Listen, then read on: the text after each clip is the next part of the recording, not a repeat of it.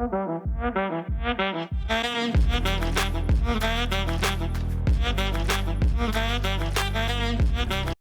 to the Wellbeing Designers podcast. My name is Réka Deák. I am your host. This podcast is about well-being at work and in life. We discover how we can design the future of well-being together so we can create human-centric organizations and a sustainable work life. In the first season of the podcast, I talked with the first generation of well-being leaders in big organizations. Usually, they were the very first ones in their organization ever to have the title of Head of Wellbeing or similar. In the second season, starting with episode 9, you will meet similar people again, and I invited some other interesting profiles as well.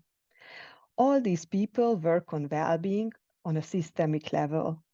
Their mission is related to make the world a better place through focusing on well-being.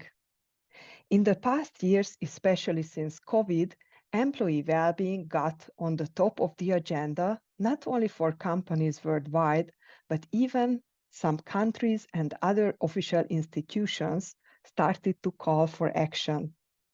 In the Wellbeing Designers podcast conversations, I would like to highlight the work of those sometimes invisible people, leaders, who are either in charge of well-being in organizations and trying to navigate amongst the growing amount of well-being offerings, while connecting efforts to business impact and, most importantly, create real value for employees. Or they are those leaders who are doing their best to create international forums to exchange, raise awareness, and take action on well-being and people sustainability.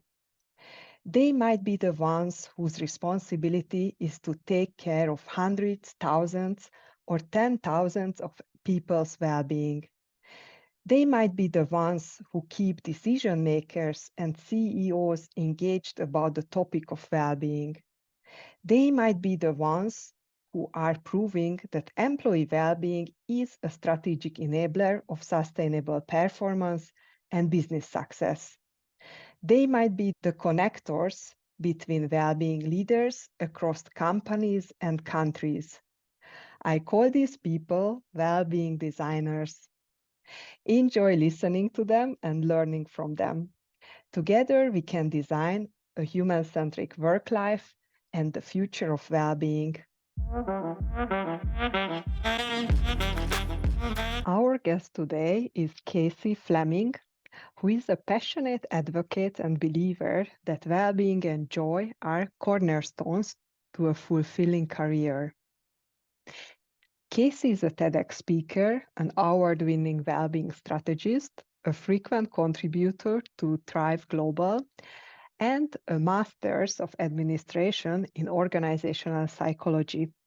She currently works as a head of global well-being for Takeda and is focused on empowering life-work alignment and creating equitable access to well-being resources and programming. Takeda is a Japanese multinational pharmaceutical company with partial American and British roots, employing nearly 50,000 people worldwide. Most recently, Kacy has authored pieces on midlife career transitions, women's health, as well as a series of flexible work. This October, she will be sharing her thesis on factors that affect productivity in flexible work environments at the New England Psychological Association annual conference. She is also a certified integrative health coach and vinyasa yoga teacher.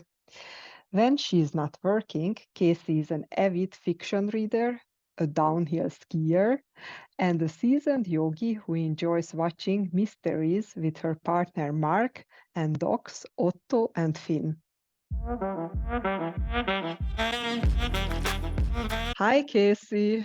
Welcome in today's episode on the Wellbeing Designers podcast. Thank you so much. I'm very excited to be here. Welcome, and just share with us where you sit in the world today, because I am in Switzerland, but as much as I know, we are quite far from each other. Yeah, actually, today I'm in the Cambridge office, so Cambridge, Massachusetts. We do, as an organization, have Zurich sites and other sites in Switzerland, but I am not there today. You are correct. I am across the pond, as they say, in Boston. I read your bio for the listeners. I would like to hear a bit your version of who you are, who is Kacy Fleming, and most importantly, how did you get into this role of being the global head of well-being for Takeda? That is an evolution, as my partner would dismay, right? I'm never one thing for very long. So I've had a long career in pharmaceuticals. I actually started life as an actress, though. So that was a big departure, right? But over the years, I did, sales, marketing, communications, operations, market access, and then I was very misaligned, right? So this kind of leads into how I got into well-being. So I was extremely misaligned in my work. I was doing a lot of math based things, and you don't know me that well yet, but if you did, you would know math is not my forte. So it was pretty odd and a departure for me to be in that kind of a role. And at the same time, I was newly married and I was expecting my first child and I miscarried. And between the sadness and the stress of that situation, and then the really interesting misalignment of my career choices, which I don't regret, right? They totally led me where I am and I learned strategy there. But it really weighed on me emotionally. And I ended up in a place where I was just ill. I had a horrible autoimmune disease that was brought on by the stress of all those moments. And then I had to figure it out, right? Because at the time, 9 years ago, 8 years ago, medicine really wasn't talking about the microbiome. They weren't really talking about why people couldn't eat anymore, or how somebody would go from celiac to not being able to eat food, and the connection of stress and burnout really to autoimmune disease. And so I was like, okay, well, maybe I need to leave corporate. Maybe that's what I need to do. So I went to school to become a yoga teacher. I took that journey because well-being was always fascinating. And then as I got sicker, I said, okay, well, I haven't been able to find a gastroenterologist who can cure me. So I need to go see a functional medicine doctor and I need to learn about my own nutrition. And I went to school for integrative nutrition. And that really led me down this path. I wasn't sure exactly what I wanted to do at first. I came out and was a health coach while I was still in corporate doing this role. And then suddenly I noticed everybody around me was really experiencing similar things, especially women with burnout, fatigue, looking at their high stress jobs and asking themselves, is this it? Right? Like, I've worked my whole career and I'm stressed out. I have no time for myself. In many cases, people had children, partners, parents aging, and I could no longer do this job that didn't feel like me at work and be this wellness person outside of work, right? It didn't work. And so I came in to my then company and said, is there anyone doing this work here? Is there anyone doing well-being work? I didn't even know, right? I was so far removed in a marketing role. I had no idea what was happening over in DE&I or HR.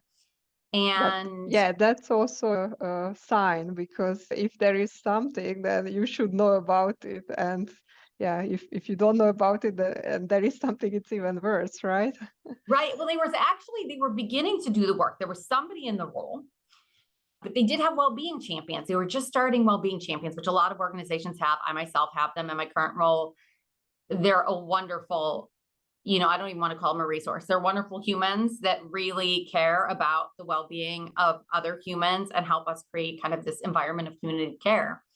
And that was my first step, was becoming a well-being champion. And then from there, I just kept going and took a preceptorship in well-being and kept my strategy job, and then transitioned to my now company and did so by saying, look, when I go over here, yes, I'll do the strategy work, but I want to keep working in well-being and I need to start working in it immediately. I'm not fulfilled if I'm not doing both. And time just kind of came. COVID was in full swing. I had this same reckoning that I think a lot of humans had and was like, that's it. I can't do this other thing anymore. So I'm either going to leave this company that I'm with and go do it elsewhere. And I'll start at the bottom if I have to, or hopefully I can parlay this into a role because I think the company really needs it.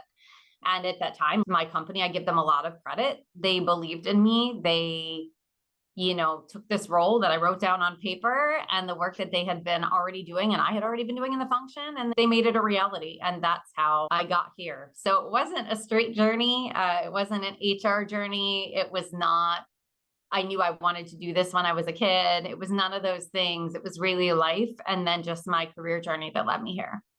Wow, so you really created your role for yourself and for the whole company of Takeda, right? I think there was already the desire to do something, right? So there had already been an employee experience survey and the decision that resources needed to be put in place. And there was somebody that had done some of the work to put those resources in place, and they did a great job, and they had left the organization. And there was no kind of formal role with a formal description of here are all the things this person needs to get done. And that's what I brought, right? It's not that the company didn't already know, obviously, with COVID that well-being needed to be a focus or that they weren't focusing on it. It was time for a formal role and a formal headcount to do this work. And how long have you been with the company in general? So I've been with the company a little over 3 years. I've been in the role almost 2, not quite 2, but it's been so fascinating, the evolution of well-being and really seeing how much it's changed from when I first started working as that well-being champion to really where it is today and where it needs to go, or at least I believe it needs to go, right? When you were hired, then you still did your marketing sales job, right? And then this evolved very quickly in your current role. I did the other role for a little over a year. And as I said, COVID really was pressing on me and I was done, right? I had been working towards well-being for 6 or 7 years and it was my passion. And I didn't really feel like I could be my best for the company in the other role. I wasn't good at it, right? You have to look at yourself and be like, oh, I can't do everything. I'm not great at this job. I'm lucky they hired me. I'm grateful, but they deserve somebody who really wanted to do that work and who loved it and was passionate about it and who was great at it. And that was never going to be me. And so, I think it was kind of twofold. One, I needed to get into well-being because it's where my passion really lied. But also, the company really deserved better than me in that role. You haven't been for so long in the company, but what do you know about the evolution of well-being at Takeda? So you mentioned that it was already there brewing, and usually such big companies, they have a history of wellness and all these other approaches that came before we talked about the current version of organizational well-being. Yeah, I mean, let me talk a little bit about well-being and the evolution in general. The company, I can give you kind of where it was when I came in, but I think it's pretty true for most companies, right? And I know a lot of people don't have a head of well-being, so it's not necessarily that true in that same realm.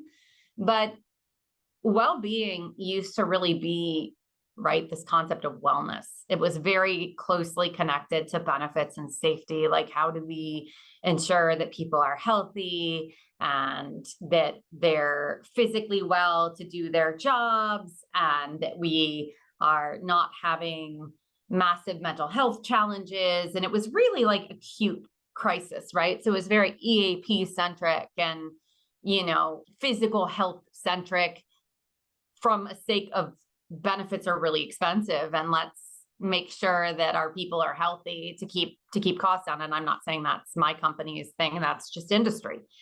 And when I came in, it was an interesting time because it was COVID and there were a lot of programmatic solutions. Like even at my company prior, it was like, what do we need to bring people? Like people are so stressed with COVID. COVID's such a mess. People are all working from home. Everything's changed.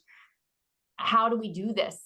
And so I think well-being at that time was very much like, let's throw a bunch of apps at it, right? Like, let's get people applications, let's get people solutions, let's make sure they have resources, Talkspaces, Ginger, all these companies, right? Calm, and they're wonderful companies, and it's nothing against them. But I think what I've really seen happen, and a lot of this comes from observing data and really digging in deeply, but is application and resources are necessary, but they don't fix the problem. Because the problem, you know, in what we've seen at least, and my observations from my organizational psychology master's and doing all the research there, is it's really the way we work. It's really how we work that has a big determining factor on how we feel, right? Our well-being. And I also think it's really shifted from, and I hate the term self-care. I don't know why. Like, I'm weird about words, and self-care is so important, but it is not in the company realm per se.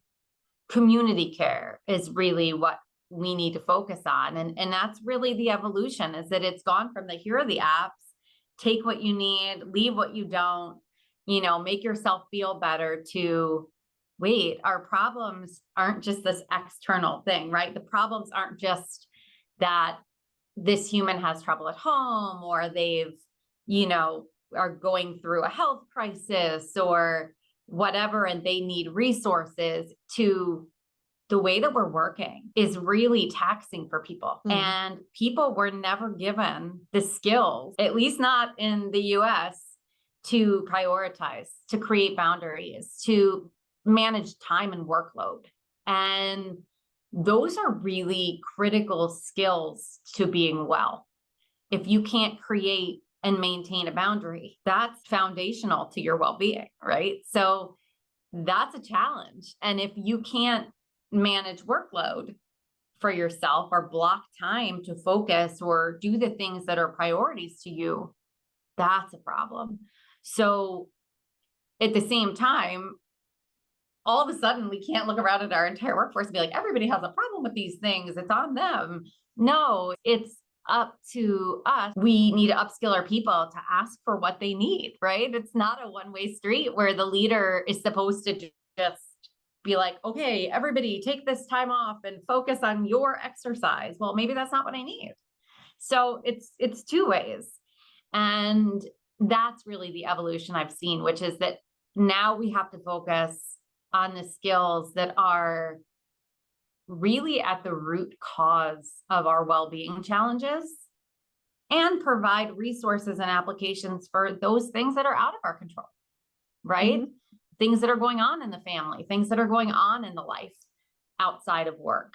So that's really the evolution that I've seen. My favorite example on this evolution is, if I find out that my way to be well, to feel well in my body, is to go for a run every day. I do that, but then I can still be not a team player with my team, micromanaging them, not managing their workload. So we need to connect these dots and help people then to connect their physical, emotional, mental well-being. I think to that end, right? Like, there's nothing like doing what you need for you. So obviously, I had well-being because I love well-being. And I love yoga, and I love meditation. I love journaling. I'm one of those people that loves healthy food, right? And doesn't like anything unhealthy. And yet I can do all those things, and the email comes in on Sunday or 10 p.m. or someone is unkind. And all of that good work that I've done, really boosting myself up so that I can be the best I can for my job, my company, my family,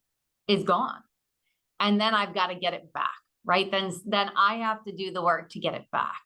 And so I think we really need the upskilling of leaders and the upskilling of individuals to create, maintain boundaries and prioritize, or else, you do all this stuff and then it's wiped away, right? And it can't constantly be on the individual, because if it is, they're just going to leave. Right? Eventually, we've seen it. Like, how many women in my age range, right? The 40 to 55 peak of their career, killing it. How many of them have left the workforce to go into consulting because something there just was toxic to them, was uncomfortable? And that has to be remedied, right? We can say that these conversations don't belong in the domain of the workplace, and it's really up to the individual. But I think that we're just going to keep losing people if we don't, as a society, learn how to work. Absolutely. And you already now mentioned women and highlighted them. Let's, get back to that shortly. At first, could you tell a bit more about your role and how Takeda approaches well-being? So we heard it from companies that they might have pillars or a certain framework structure. What is it for you? There are dimensions or pillars in every company. I like to see them as dimensions because for me and for us, they're all connected, right? You can't have an injury and not feel that emotionally. You can't be financially struggling and feel fantastic, right? Like they're always connected. So I don't like to see them separated. We've partnered with Thrive Global, and what I really set out to do was take a data-driven approach to what our challenges are. And it's those things we just spoke of, which is not uncommon. I think that's worldwide. And so it's really this concept of empowering life work alignment. So this isn't one of the dimensions. It sits kind of within all of them. But it's this concept of work-life balance is a myth, right? You're never going to balance your personal life and your work life perfectly. It's not going to happen. And what I mean by that is there are days when you're going to work till 8 or 9 because you need to get things done and there is a deadline. But those are the exception and not the rule. And you have to find a way to ensure that while you're doing that, you're still able to prioritize all those things in your life that are really important and non-negotiable, which may mean you start the next day at 10 or 11 a.m., right? Or noon. It's aligning the two things. And really what that requires is a life inventory. What are my priorities that are non-negotiable? So for me, it's some form of movement. It is having a matcha with my partner in the morning. It is, spending time with my dogs. It is making sure I'm home for as many meals as I can be.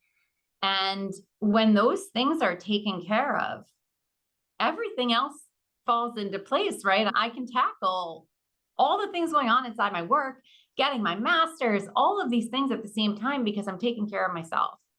So those first pieces, really, that's the approach we try to take, is that everybody has this life inventory, and we're not there yet. I'm not going to suggest that we're even close to there. This is a multi-year process. But then that second piece is getting really clear about my work priorities. And I think we don't know most of the time, and sometimes our leaders don't know, and that's okay. But we need to have those conversations and really get clear on what are the things that I need to do. They're called survival tasks in the org psych world, right? Like, what are those things that if I don't do them and I don't do them well, my job ceases to be performed, right? And I'm not saying we're not a team player and we don't take anything beyond that, but these are the things that can't move, just like the things in my personal life can't move. And when we're clear and people start shoveling work at us or throwing other things to us, or we want to do things in our personal lives, like take on podcasts, like take on panels, like take on whatever it is, sporting or however you like to spend your time, we don't know. And we end up completely overwhelmed with too many things. And so having those priorities really crisp gives you the ability to say, you know what, I would really love to do X, but I can't do X until this date. Is that going to work for you still? You're not being rude about it. You're not saying, no, that thing doesn't matter, get away from me. You're saying, hey, listen, I really want to do it, but can it wait? Or, hey, listen, I get that this is really a priority for you. Let me speak with my leadership and see if there's something they can take off my plate from one of my current priorities so that I have space for this.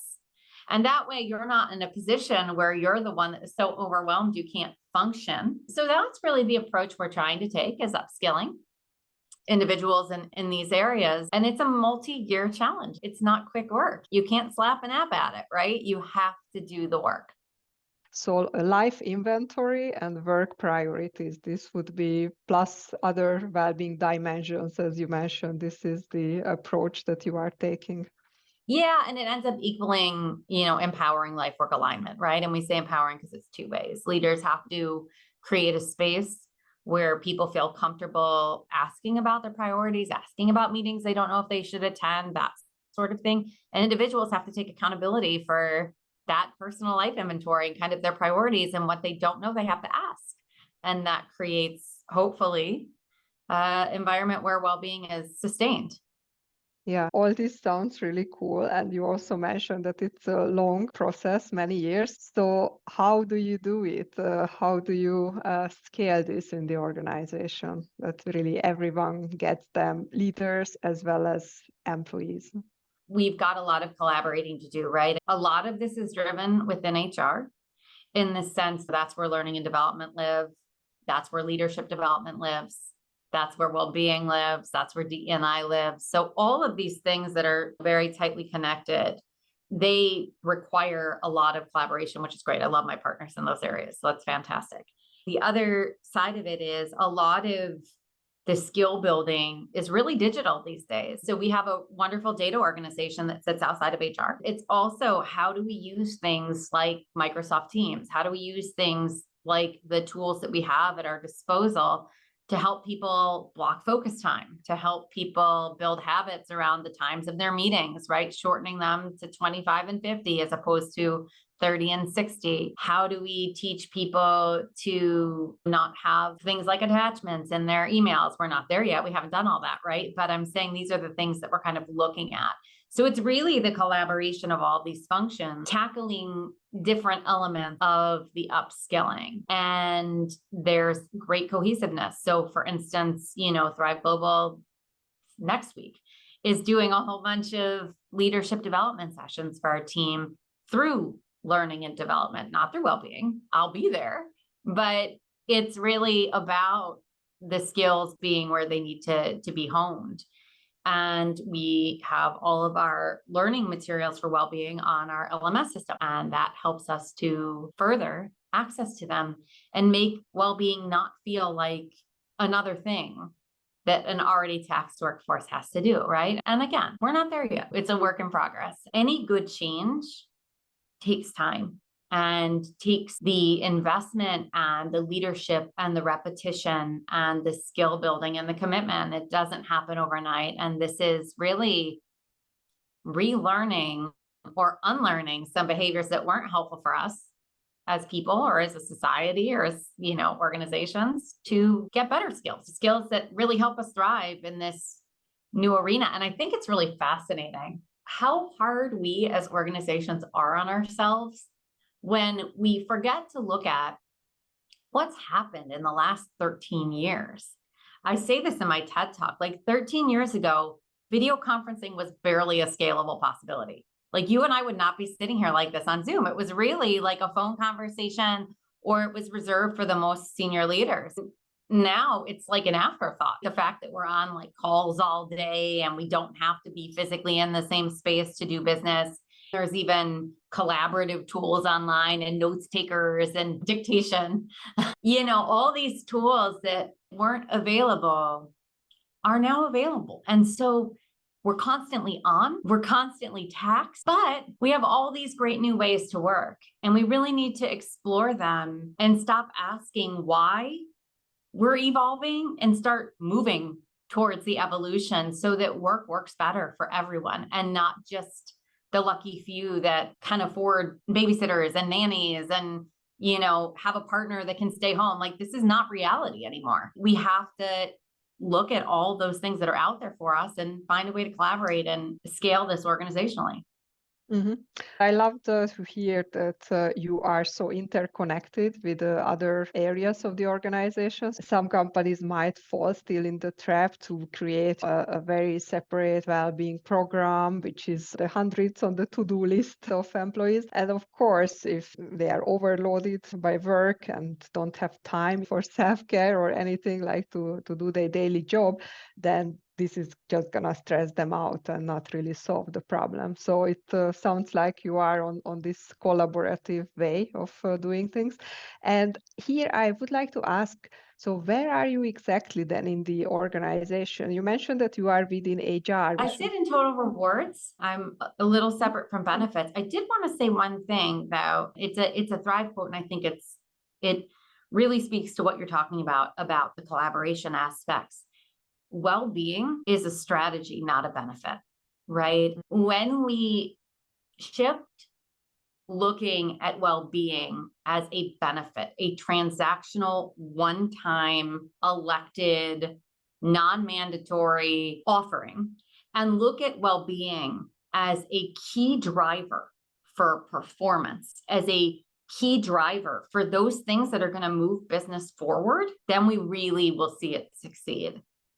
And that is why, rather than just sitting in a function and being siloed and not moving the work out, I've really sought to partner and stretch, because I'm one person and I can't do it all, right? And who cares what the head of well-being thinks, right? I always say, like, yeah, I have to work really hard at my own well-being, but everybody thinks it's easy for me. Everybody thinks and assumes that this is bread and butter and that I can say no, because if I don't, who's role modeling it? It is quite difficult for me, but wouldn't everybody rather hear from their leaders how they're doing this work, and from people they know and their well-being champion network, like what's working for them and how they've succeeded? It's not about me. So it's so important that we do help this set of behaviors or skills really proliferate the organization through all of the champions, whether they're technically champions or they're leaders, right?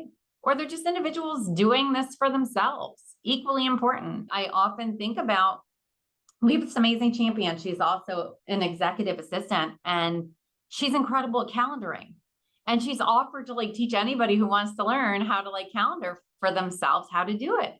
That's how this work gets done. It doesn't get done because the head of well-being sits on high and says, this is how it is. Everybody would tell me to pound sand, and they should. It's not about me. And so that is why I think it is so important to collaborate really and make this a strategy and not a resource or a benefit. What about the female well-being approach? So when we talked the first time, you were very enthusiastic and open about it, that this is one of your hard topics. And I have to say, in previous episodes, we didn't really touch this topic, although, it's really out there, together with parental well-being, which is about both men and women, and about specifically female well-being. It's something that we're working on right now. How do we label this? Is it women's health? Is it family health? Is family health a misnomer because a lot of people don't have children? It can be same-sex couples. It can affect men with low testosterone. So how do we call it? That's something we're kind of trying to figure out at the moment. I think my passion comes from my experience, right? I spent my first 20 years as a reproductive female with horrible endometriosis, which meant that I was sick all the time and had to function through that. Didn't have an open space to talk about it at work. I grew up at a time when if you wanted to be taken seriously, you would never talk about, menstruation or anything related to women's health. Flash forward to where I am now, going through perimenopause and menopause. And it hit me like a freight train. Every symptom you could imagine, from night sweats that kept me up and woke me up every 20 minutes to pain. And when I say night sweat, you're not hot. You're having a full-on panic attack. You feel like you're going to die. Would make me so uncomfortable. Like even today in the building, I'm warm, right? And I was thinking I want to take my coat off. But, it's not just that. It's a lot of times perimenopause starts at 40, early. And we don't know that. We're not taught that as women. We're taught this is like a 55-year-old's thing. And so then when I started having anxiety increased and symptoms increasing and depression, and was in a really dark place. I had no words or language for that. And I was somebody who's been like a lifelong anxiety sufferer. So you'd think I'd totally have language, but it was a different feeling for me. And I was suddenly having to deal with all this at work. And I'd always seen colleagues fanning themselves, or I'd caught myself being short with people. That's not my nature at all. Not at work, certainly. We need to talk about it. We need to create a where it's not stigmatized. It literally happens to every single woman on the planet. Now, maybe it happens in different symptoms or different time frames, or it happens surgically, but it happens, and it's not a condition. It is a part of our lives, right? Just like a period is part of our lives, just like miscarriage is a natural part of the pregnancy process. But all these things are so quiet. You're expected to just eat it and show up. And here's what I'll say. It's not an excuse to be unkind, to be a lesser performer, to not work. But certain accommodations should be made for people so that if you are having severe night sweats and you're sleeping 2 hours a night, work from home that day. You should be able to do that. If you're sweating out of your clothes and you're embarrassed, work from home that day, go home. If you have cramps that are so unbelievably bad, you can't sit through a meeting, go home. Be able to talk about that. And because we don't talk as women, right? Nobody knows. Yeah, I'm sure there are men that don't want to hear about it, but we've kind of created that. And I'm not blaming women. I'm just saying we were forced into this, you got to be like a man to move up. And then we've kept it up, and we don't have to anymore, and we shouldn't. And quite frankly, the men that I know are really supportive. Many of them are partners. Many of them are beloved colleagues and friends. They want to be allies. They don't know how. And so we have to teach that too. And that does belong in the workplace, because here are the stats, right? 1.1 billion women are going to be in perimenopause or menopause by 2025. We are looking at upwards of 54% of women saying they've had some sort of incident at work related to their menopause or someone else's menopause. Depending on where you look, and I've seen these estimates from 30% to 70%, but of perimenopausal and menopausal women have either considered leaving their job or have left. So even if that's at the low end, let's just say that's 25%. Most of these women, they're at the peak of their careers. So you are losing all of that knowledge by not supporting people in the prime of their careers. And that's a big miss. I don't like to think of it, and that's not even touching on the maternal death rates, depending on social determinants of health and all of these other areas. We need to talk about these things, and we need to create solutions. So we can say that this doesn't belong in the workplace, but if we say that, then we can't say that DE&I belongs in the workplace, right? Because women make up 50% of the world and increasingly make up the workforce. The study that I love and that I quoted is in my TED Talk, 2 studies. McKinsey's Women at Work study shows that over 90% of women reported wanting to work flexibly. And that percentage is even more pronounced when it's women of color, members of the LGBTQ plus community, or workers with disabilities. That's a direct line I wrote right for my talk. That is so impactful. 9 out of 10 women. And there's reasons for that. And it's not just microaggressions. It's not just having children at home. It's the cycles of our life that we naturally go through that are very difficult to live through in a public realm. When we look at single family income, primary breadwinner, it's almost gone. It's literally like 26% of the population now. That means that everybody else is in a dual family income. So we've got so many women in the workforce, and our policies are really designed for a workforce of yesteryear. It's not for today. I don't mean that as my organization. I mean that in general, right?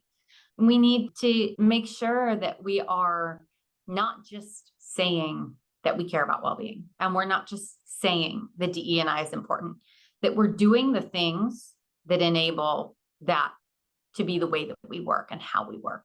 And not just a nice to have. Building on that, I would go a bit into the quantitative data. So how do you measure then the effectiveness of your actions? And, how do you know what you have to do? I guess it's both ways. You react on a certain phenomenon, behavior of people when you design well-being initiatives. And then you have to prove or look at it at least how successful it was. It's a great question. And it's one that we're constantly, as well-being professionals, right, working to solve. It's not an easy solve because a lot of the data is really private. And we need to keep it private because if we don't, then people won't seek out employee assistance or they won't seek out other solutions because they're rightfully so concerned about how very private information is taken. And we take that very seriously. As an organizational psychology master, data is like my love, right? I love making decisions based on data. I don't love math, as I said before, but I love what qualitative more than quantitative can show us. And so, like many organizations, we have a yearly experience survey that really gets on, all the areas of employee engagement, including well-being. That is one measurement that I look at year over year, and it's the same question. So I have a really good ability to kind of measure progress year over year based on what we focus on. The other thing is a lot of the beauty of these applications that we do use, while they're not 100% fixes, they do provide us data at an aggregate. And so when I say aggregate, I can look at things from a region or functional level, business unit level. And that helps me kind of, number one, see if what the solution is telling me is tracking with that once a year survey on a more real-time scenario. But two, it also lets me see if there are areas of the business that maybe have an anomaly or something happening that is not happening in the total business. And so this is really what we've been focusing on building out the last couple months, and into next year, it's in the plan to really focus even more heavily. We have to look at what the data shows, and what the data quite clearly shows is that work is a critical determinant of well-being. Mm-hmm. And I don't want to steal Deloitte's words. That's their research, right? They refer to it in that way. I probably would have used other language before I read that study, but we can't take out the way we work. And that's always been a part of our well-being strategy at Takeda. It's a three-prong area where we have our dimensions, what's happening at work that's wreaking havoc on well-being, and what's happening externally that we really don't have any control over, but we can provide resources for. That's how I've looked at it since the very first day we started this program. Those attributes tell us quite clearly that if we don't solve the way we work challenges, the needle's only going to move so far as well-being, right? Because it's not just the external factors that are wreaking havoc. It's long outdated practices and not good behaviors and overwork and lack of time management skills and inability to focus and prioritize. If we don't fix that stuff, we don't move the needle that much numerically. It's also listening, right? I don't get to do that enough. If I had to give myself a ding on a report card, I do have the Wellbeing Champions once a month. We are taking them global. That's great. But if I needed to add one thing to kind of our approach, I would have more time or make more time for doing a listening tour and really hearing the different areas and not relying on survey and Wellbeing Champion feedback and application feedback so much. So you would say that instead of looking at a certain metric, you would like to listen to the stories, what people tell, how they feel. Yeah, I mean, we're pretty lucky in that our people are very honest on the survey, and there's opportunity to comment ad nauseum, open fields. They're very honest, and I'm eternally grateful because that is the main way, right? We make things better. It's a huge organization. It's impossible to get to everybody.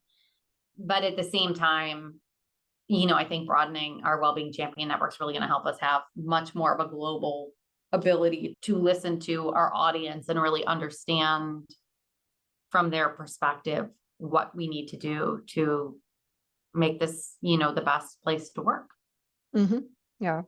And if you had to choose, one metrics or quantitative data that you like to look at, or maybe that was most surprising for you, what would that be? It's a great question. I would really love to see it. We don't have this. We have data on flexibility and ways of working, but I would really love to see a metric that tied well-being and productivity together. That was the research area of my thesis. And it's very clearly indicative that flexibility improves well-being and improves performance from the research. But I would love to have an internal study that mapped out that truth. I think it would be so fascinating, and it would hopefully change some of the decisions that we make, right? It's one thing to look at data that's external, even peer-reviewed, even 32 studies like I did, and draw a hypothesis that's proven.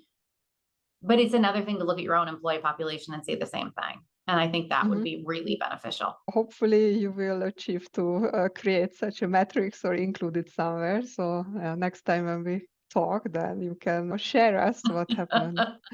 Hopefully. Yeah. All right. So conscious of the time, two last questions for you that I always ask from the guest. One is, what would be your advice for future well-being leaders? I'm going to go back to what I said earlier. Make well-being a strategy and not a benefit, right? It has to be part of the strategy of the organization in order to not feel like a mentor of mine used to say, like another brick in the backpack, right? It's gotta really be embedded, and it can't just live in HR. That doesn't mean that the person doing the work doesn't live in HR. That means that it has to be owned throughout the organization, or else it dies on the vine, right?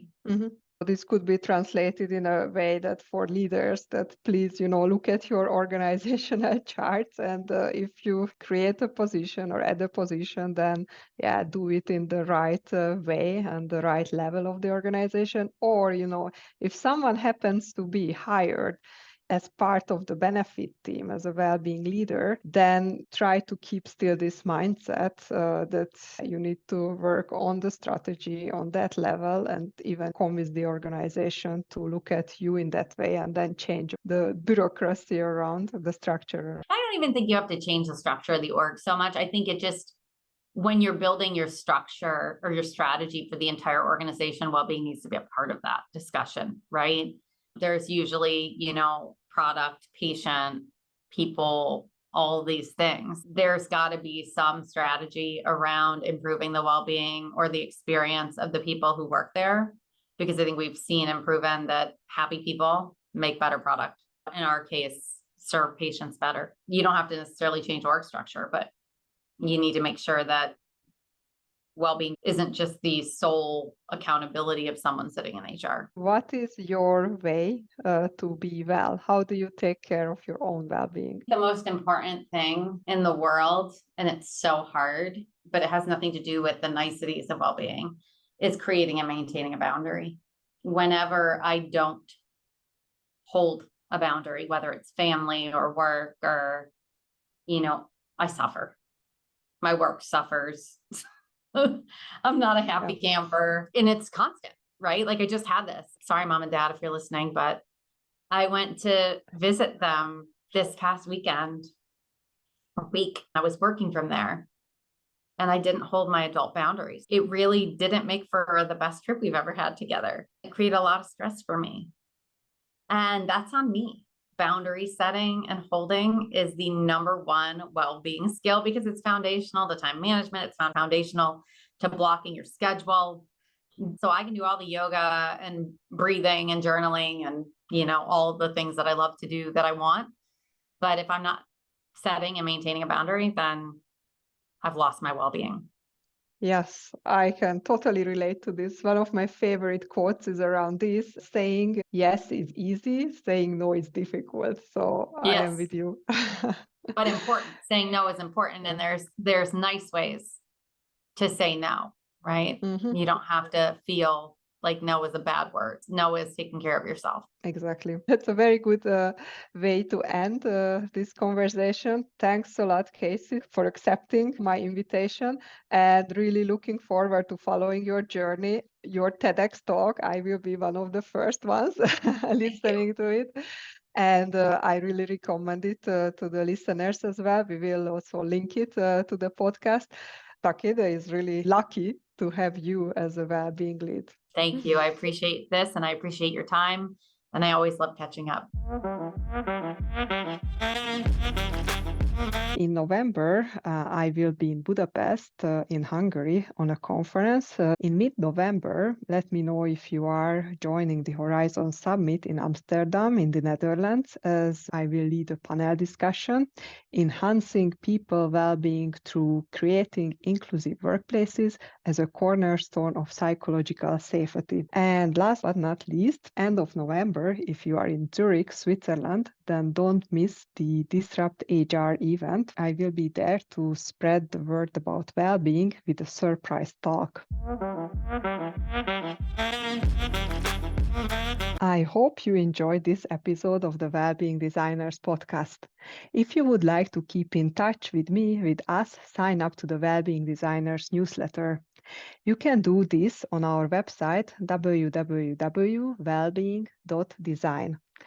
You can reach out to me via the website or via LinkedIn as well. I am really happy to connect with other well-being designers from all over the world. Wellbeing Designers is ready to work with you, so reach out if you or your organization needs expertise and inspiration why and how to create a culture of well-being and upskill your workforce, your employees, your leaders with future well-being skills. Remember, together we can design a human-centric work life and the future of well-being.